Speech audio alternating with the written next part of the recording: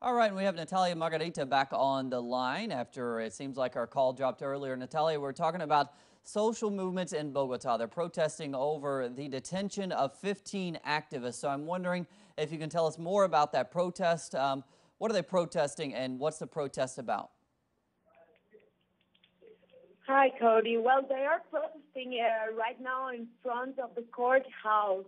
They are protesting against what they consider to be an absolutely unfair detention of these 15 social activists. We need to say that out of those 15, already 2 of them were released, but they're still having 3 under detention. So right now, the prosecution is proceeding with the public hearing to formalize the arrest.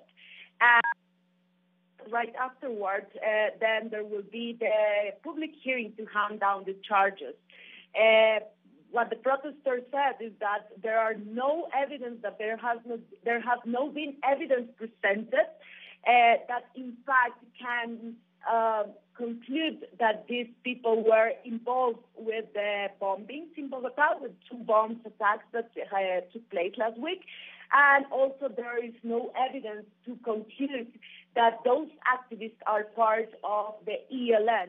This is also important to contextualize a little bit, and is that they are being allegedly suspect to be from the ELN, that is the second largest guerrilla group in Colombia, the National Liberation Army.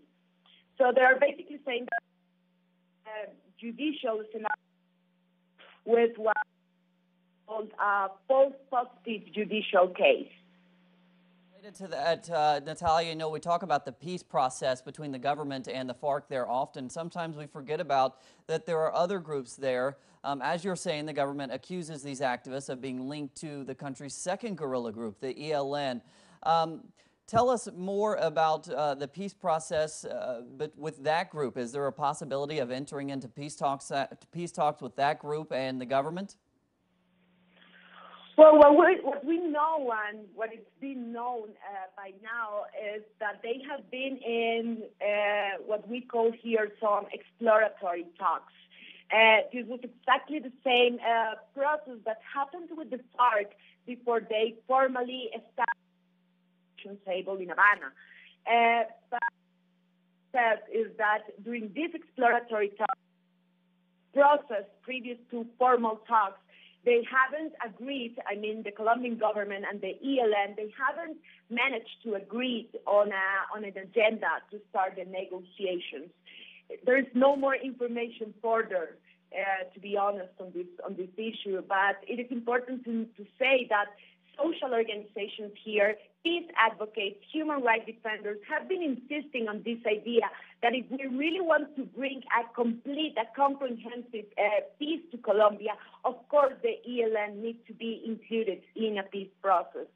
And this is constantly what the social movements are demanding here in the wake of the ongoing peace process in government and the FARC.